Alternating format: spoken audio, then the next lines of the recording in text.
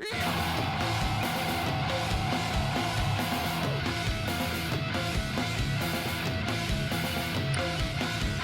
this is Stacia, and I wanted to share a game that I played on chess.com. And yeah, it's an interesting one because um, in this particular game, I went for the move 1e4. And if you know me, which you don't, maybe you do, um, you probably know that I play 1d4 every single game ever. And so this is part of my strategy to become, number one, a more flexible player.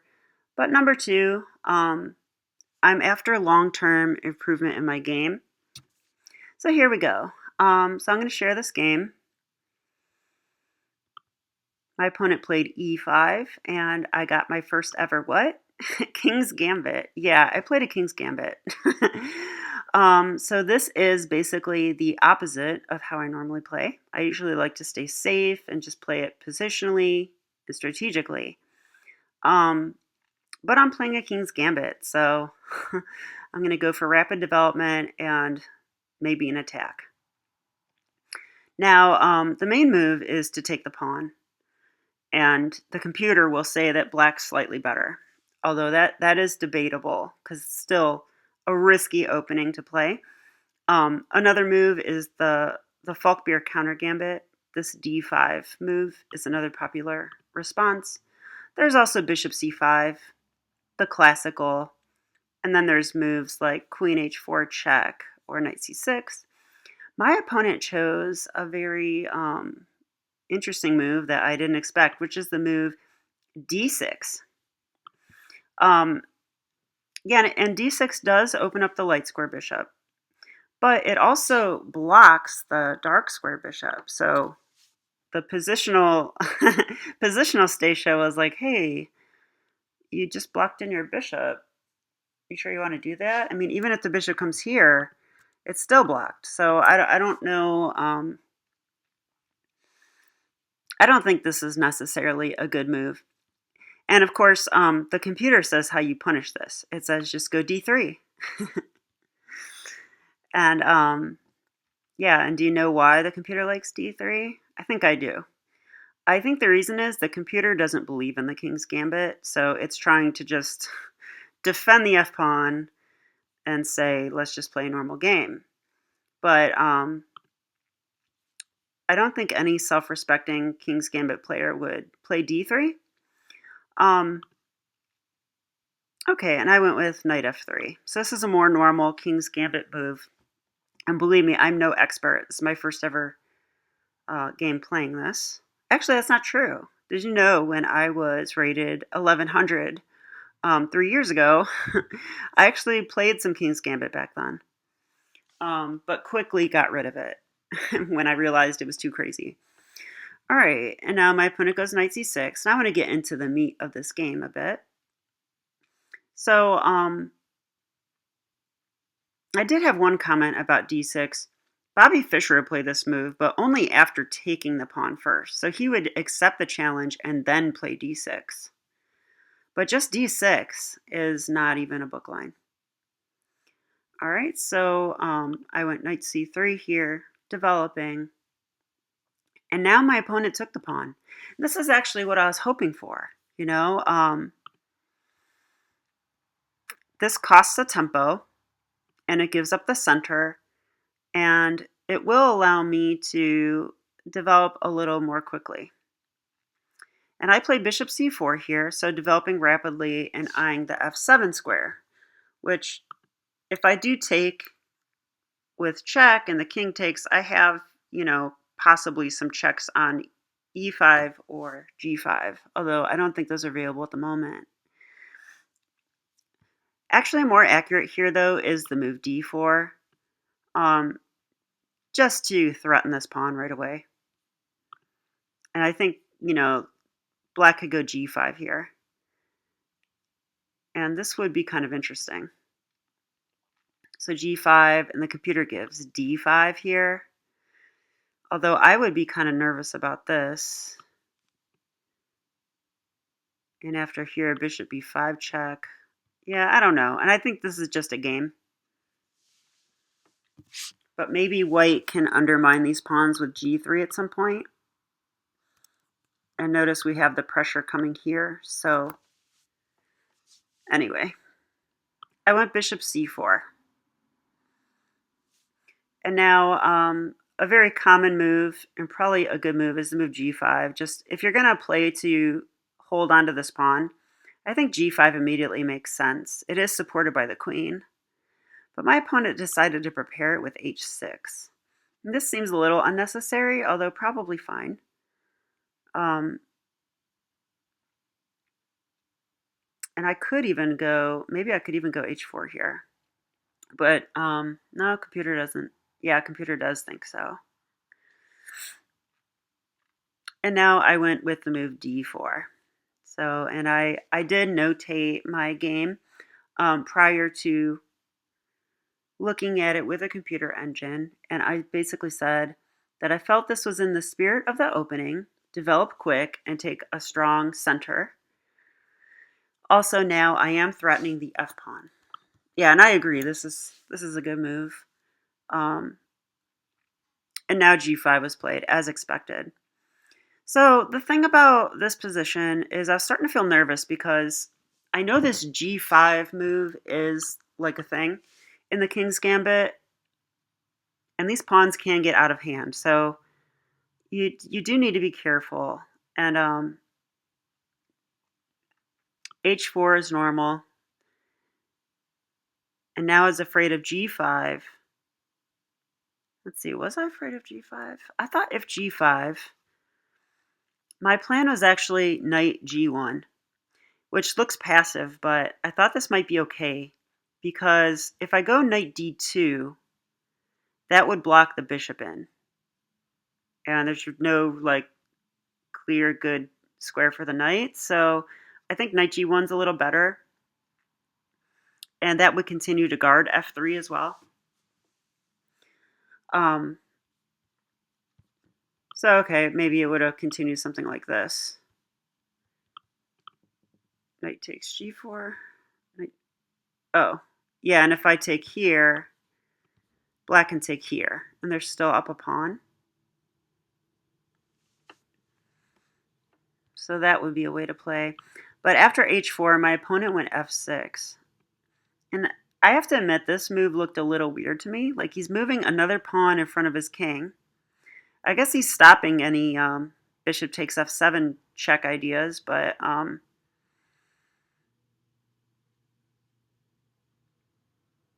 it just seems slow, I guess. Like black has one piece developed, okay, and his king is wide open. So it just feels risky to me to play something like f6. But now if I take, he's saying he'll take this way. Now the computer says that's actually the correct continuation, but I did something a bit risky. I went g3. Yeah, and I put in the comments, well, I thought I'd try this. I've played this in positions where my king's castled on the other side, but never in this type of scenario. Okay, and yeah, the idea is to simply undermine this whole thing and get the game opened up. And I thought this might be better for me than for black. But black does have the good move g4, which was played. So g4 attacks the knight. And here I actually was worried because I don't really have knight g1 anymore. I think if knight g1, f3. And this is exactly what you don't want to happen in a King's Gambit. So,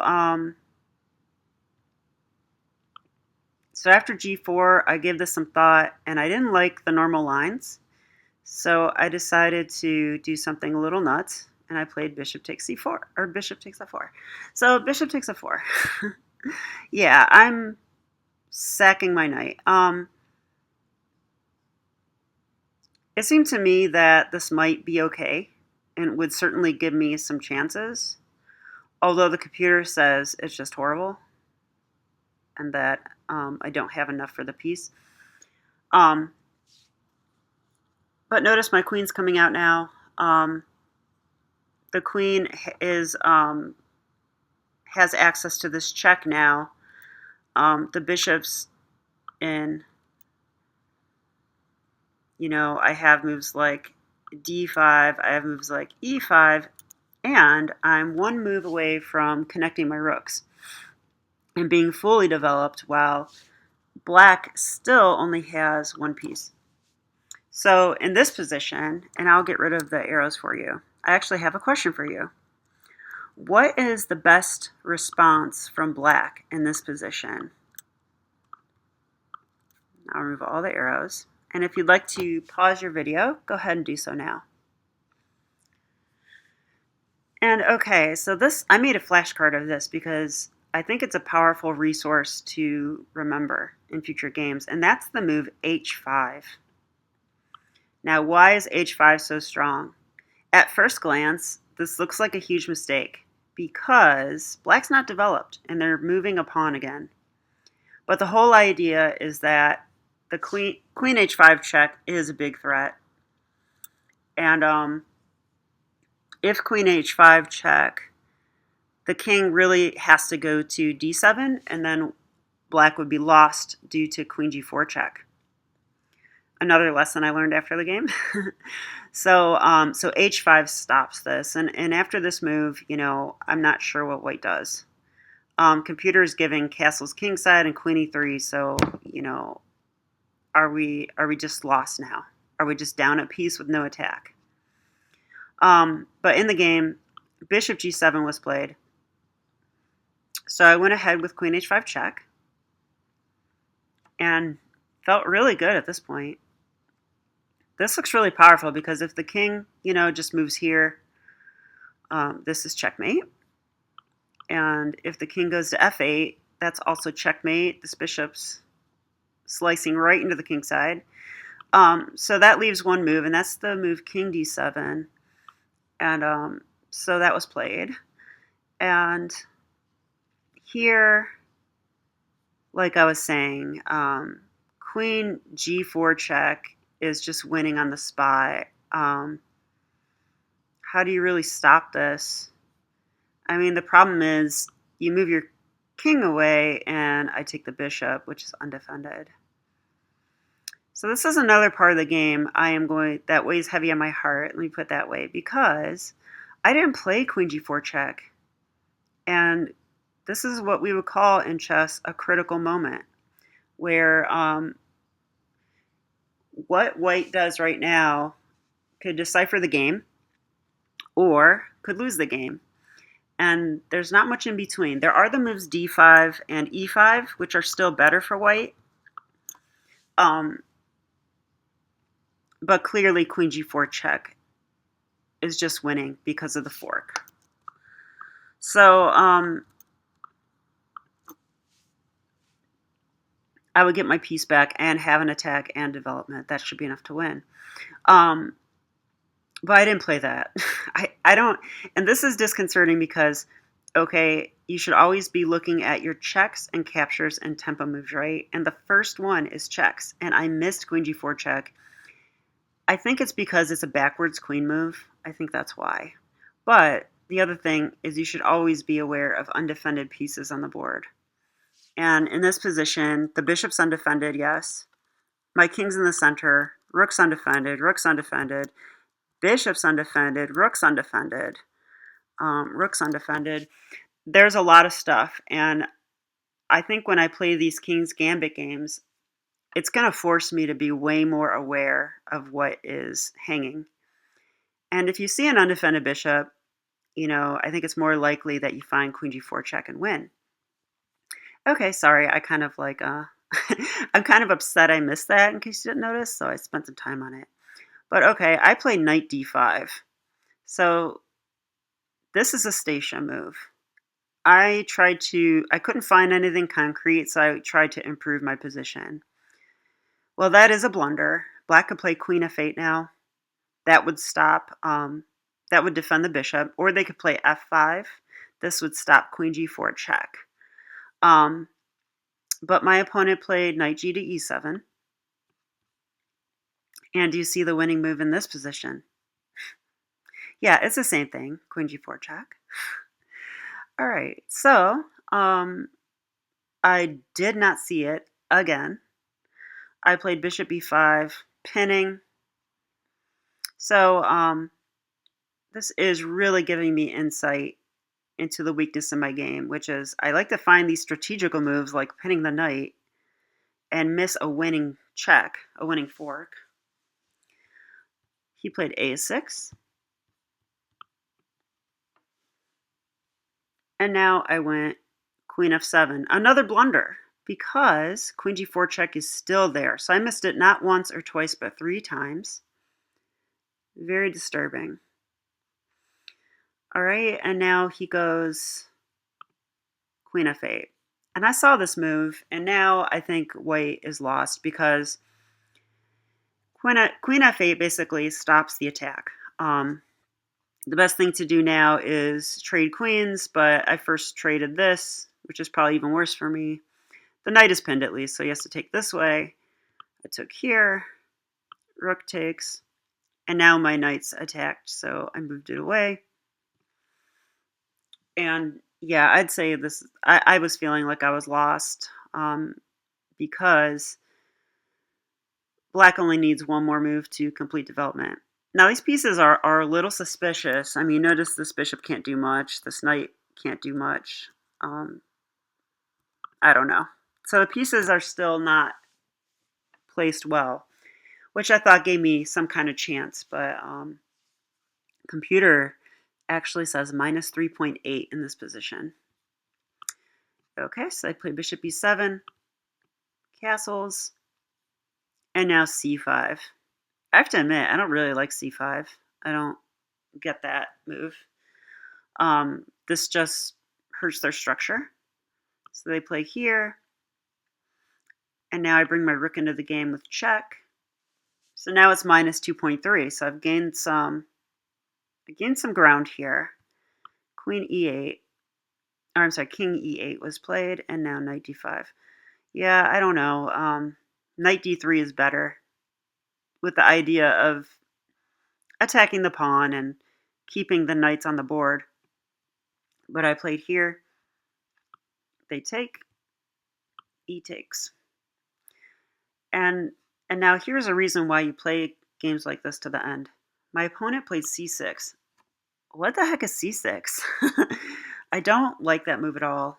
First of all, it blocks the bishop. Second of all, now I have the move. Well, first I can play rook f to e1 check, which I did. King f7. And now d6. And now suddenly I feel like it's a game again. Because even though I'm down a piece, I've got this pawn passed and well defended. I've got my rook on the open file, ready to come to e7. And this is going to queen on a dark square, and I have a dark square bishop. So suddenly there's hope for white, and the computer, in fact, says the position's equal. So yeah, don't play this. Don't play stuff like this move, this c6 move. Yeah, instead maybe just like rook f7 would be good. Just get this rook out, get the king tucked away, get the rooks active. Okay, put this on this. Or I'm sorry, I did this first. Here, here. Okay, my opponent played king g8. Another not so good move. I think it's, I'm actually not sure, but I feel like black needs to really actively defend against my activity. Like maybe the rook challenged me on the file or something like that. Maybe even rook f7 to stop rook e7. I'm not sure, but I played rook e7. Yeah, and here, like, rook f7 would still hold. But my opponent didn't play that. And now they played a pretty terrible move, rook a to b8. So, you know, obviously I'm attacking the bishop, which is another reason this move is so good. It defends it by x-ray. But this move just loses because now I can play d7, This advances my pawn and hits the rook. And this is a huge threat now. Rook, let's see. Yeah, rook b to d8 was played. But now I can attack the rook. He moves away, and I made a queen. So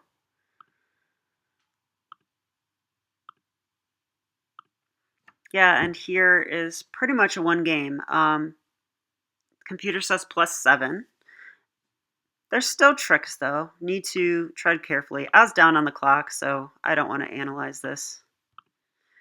I mean, the other major advantage for white is that the black king is completely cut off. He cannot get active into the game. But black does have these two bishops, so I should be careful. Those can be deadly. All right, so he checked me, and yeah, I mean, if I can trade one of the bishops, that just helps me. Check.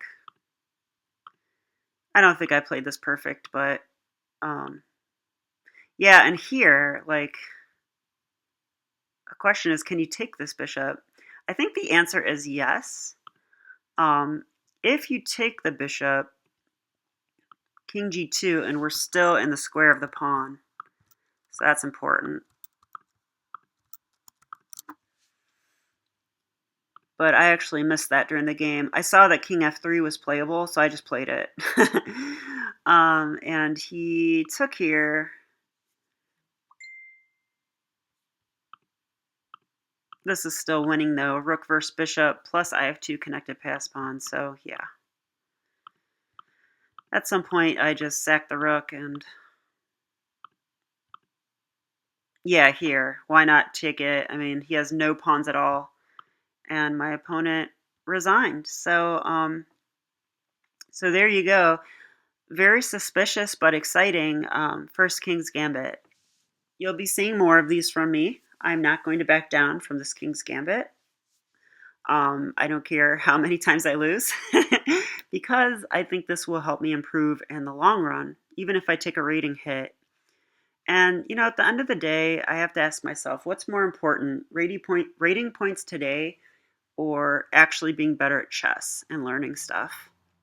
And as painful as it is to give up rating points, I do feel that I will get them back with interest if I just learn chess to the best of my ability. So, yeah, so wish me luck in my E4 endeavors. I actually set a date. January 1st is the first day that I will be playing E4, or not the first day, but after that date, I will only be playing one E4 in the coming months. So wish me luck. I'm certain that I'll need it. There'll be some ugly battles I'll be posting.